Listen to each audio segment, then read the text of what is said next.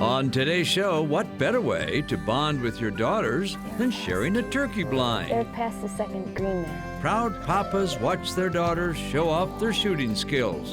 Well, sorta.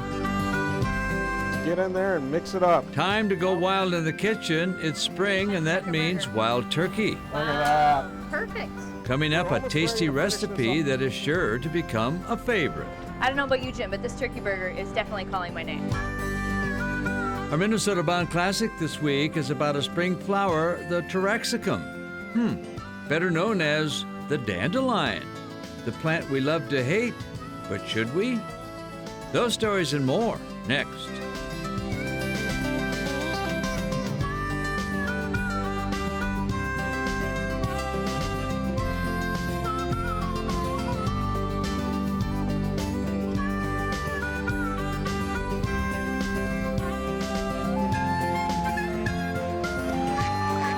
Minnesota Bound. Brought to you by Minnesota's Select GMC dealers. Hi, everybody. Raven and I welcome you to the show. You know, one thing that fathers love to do is to pass on their outdoor traditions and passions to their children. So that sets the stage for our first story, the time a friend and I got to take our daughters turkey hunting. Oh my, you'll never believe what happens. A Nebraska dawn in wild turkey country. Hunkered in a blind, two daughters. One of them, Laura, is mine. The other, Sydney, is the daughter of Scott Carlson of Carlson Choke Tube fame.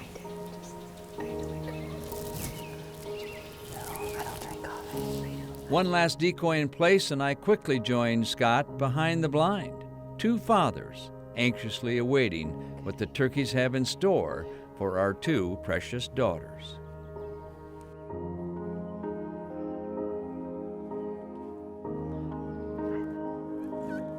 I scratch the slate, and quickly we hear gobbler talk. Sounds like more than one. That's funny. Earlier, our daughters joked about doubling on 2 times, but could it happen?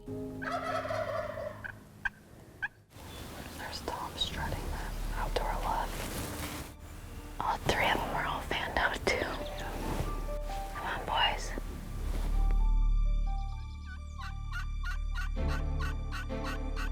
Oh my, Tom's to the right. More Toms to the left. Our daughters predicted a double. Was it about to happen? Is this a father's wish come true? A perfect turkey hunt for our daughters? One that not even a coyote could ruin? Oh my, yes, this may not be a joke. Laura and Sydney are gonna shoot a turkey double.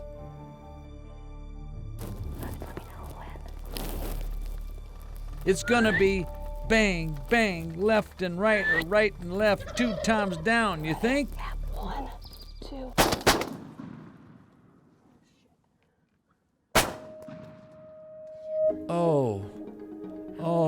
Oh no. Bang, bang, all right. 2 Toms, run like hell.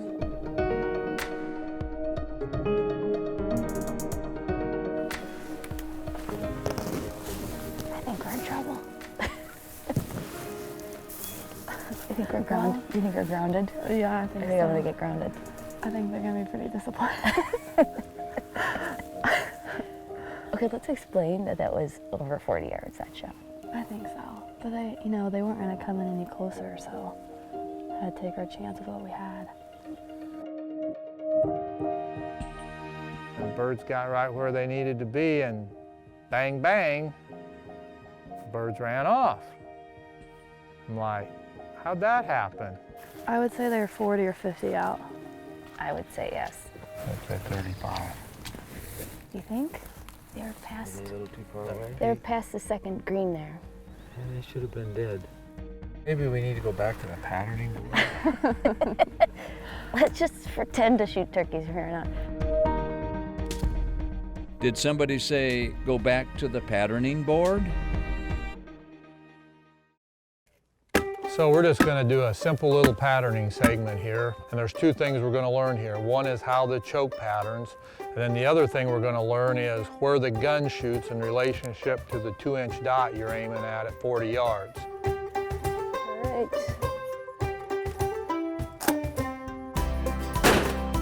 Whoa. Okay, so you were aiming right here and we're shooting this at 40 yards. Yeah. And so this is why patterning is so important with the shotgun. This gun shoots obviously a little bit high. So the center of your pattern's up here, the center mass, and we need to take a different aiming point down here so that we can get the center mass over the target, bullseye. So in this shotgun, what we have is a 665 constricted turkey choke. Whoa. There we go. Yeah. Next up on the patterning test, Sydney.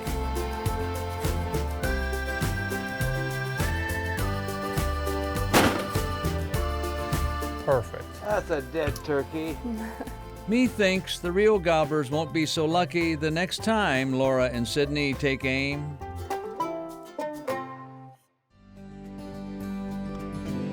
Coming up, with a morning of bad turkey luck over, maybe an afternoon of Nebraska turkey hunting for Sydney and Laura will be different. Two dads can only hope. Minnesota Bound is brought to you by Minnesota's select GMC dealers, Jesse Treble Safe Basements of Minnesota, Running Aces Casino and Racetrack, and by Kinetico.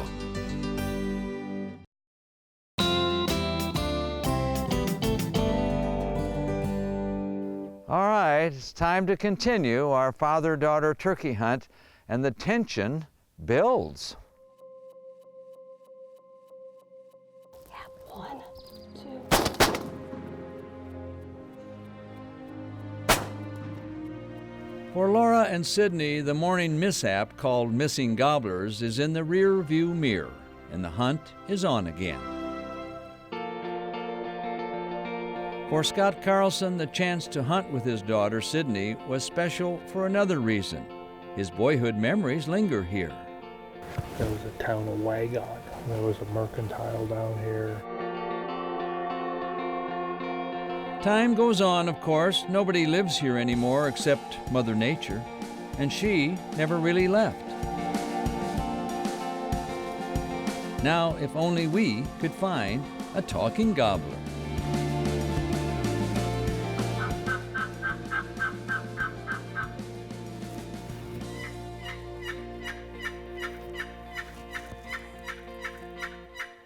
This is box calls, a good way to start. But the big key is to get the rhythm. Count, count, count, count. 1, 2, 3, 4.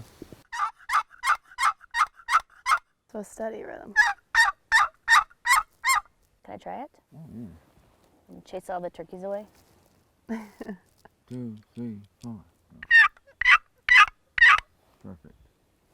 Turns out a distant gobbler sounded interested, and then sounded closer. We got ready.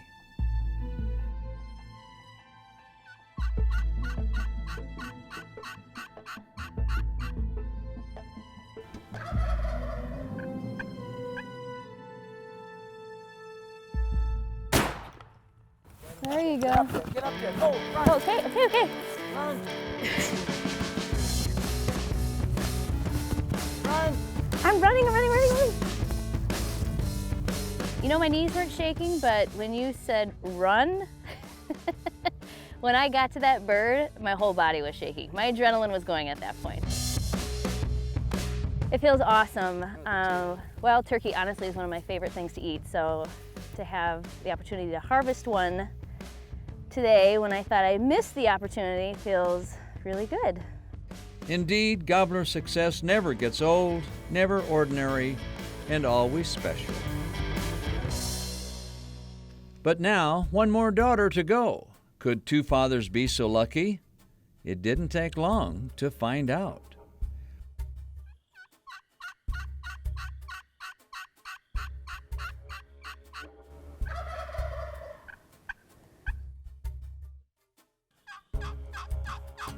My hen turkey talk inspired an answer. Not from one Tom, 3 Toms.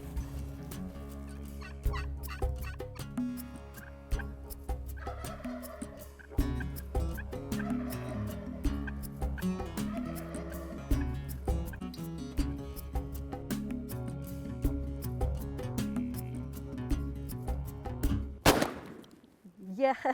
Whew. Feels good. Finally got our birds. Yay!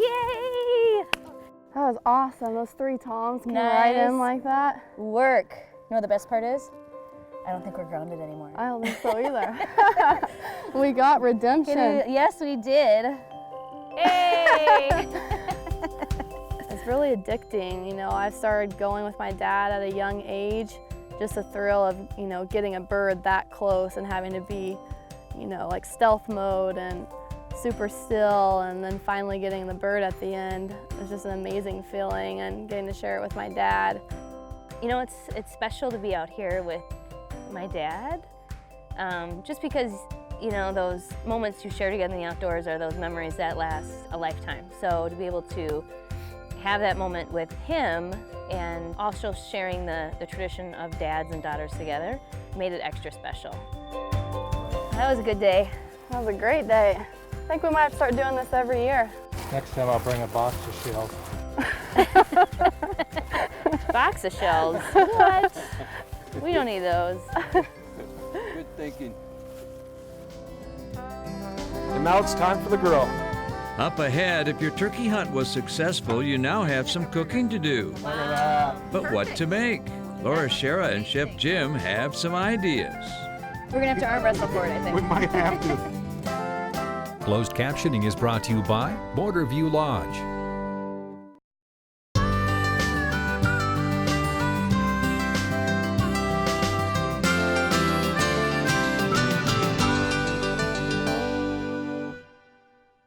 Time now to go wild in the kitchen. Chef Jim and daughter Laura have the perfect recipe.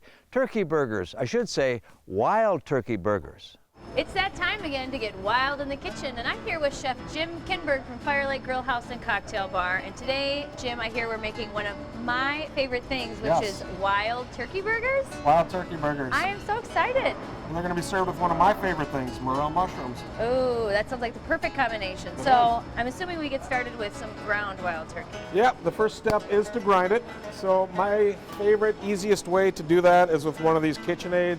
So we're just going to kind of turn that on medium speed. We've taken some of the breast and some of the leg meat. So you want some of that dark meat in there. That's the richer, it's going to give you a more juicier burger. Okay. So we have our ground light meat and dark meat. We have our ground turkey. Next step is to season it.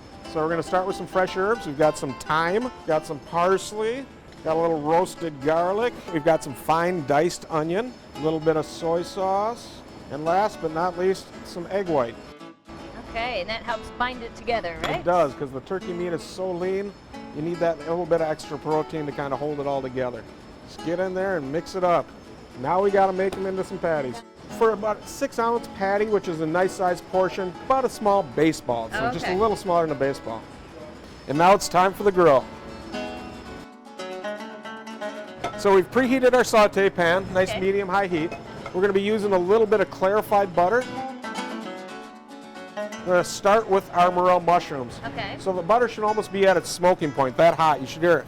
Nice sizzle when it goes into the pan. Yeah. Just kind of toss that around. We're going to season it with something that tastes this good, just a little bit of salt and pepper. All right, now we're going to add those ramps, those wild leeks.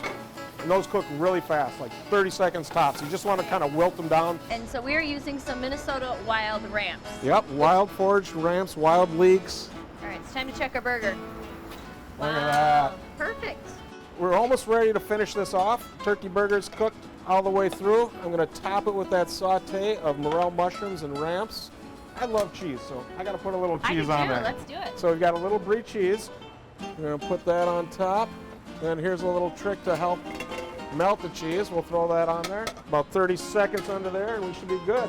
All right, so we should be ready. Okay. Look at that. That looks amazing.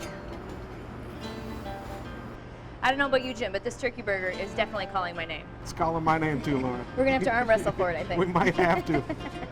So here you go, another simple and wildly delicious recipe just for you. One question that I get asked all the time is, when do you use a spinning reel versus a bait casting reel? The truth is, there is no definitive right or wrong answer on when to use either. But here's what I choose. For panfish, I'm always going with a lighter approach. This is a spinning reel. I have light line on here. The spinning reel makes the most sense. If I'm casting a crankbait, fairly lightweight, I want something that allows me to cast out and fight the fish with lighter line. Same thing if I'm going to be jigging for walleyes. This is something that's easier to handle with the spinning reel. I open the bail, I drop the line down. Now when it comes time for bait casters, I bring this out when I'm getting into the heavier line and the heavier baits. Bass fishing, northern fishing, muskie fishing.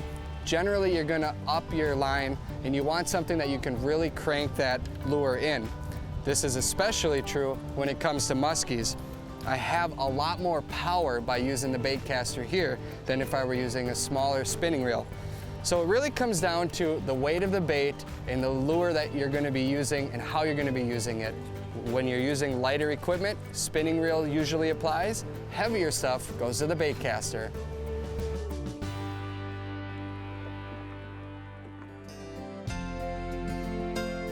Our Minnesota-bound classic this week is all about the dandelion, a sure sign of spring, plus all the benefits under the sun.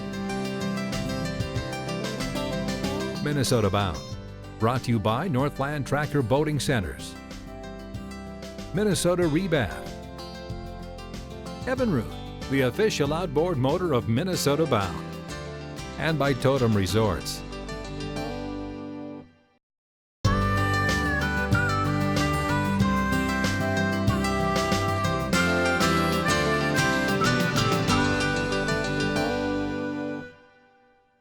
On our Minnesota Bound Classic this week, we remember a plant that we all love to hate. We all have them and wish we didn't.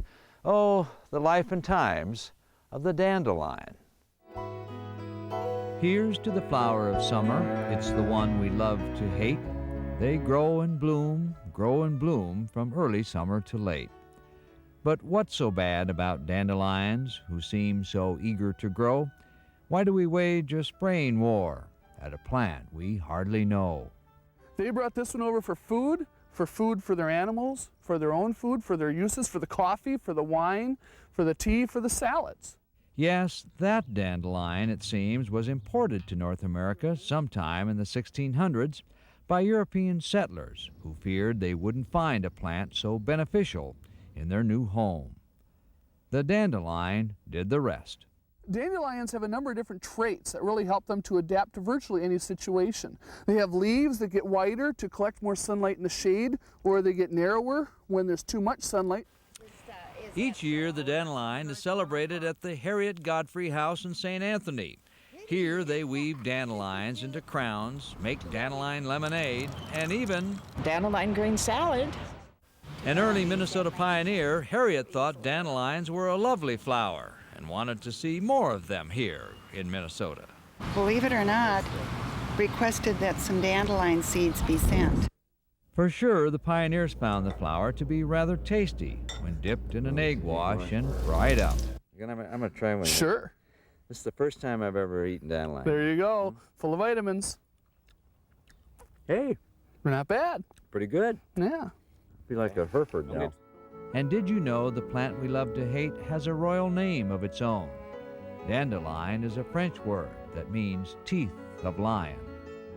And so it goes, the king of our lawns lives happily ever after.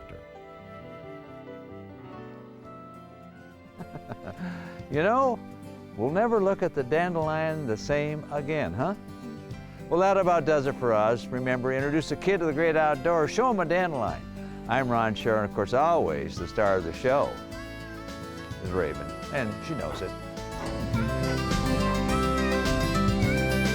Transportation provided by Premier Transportation. Call 1-800-899-7433.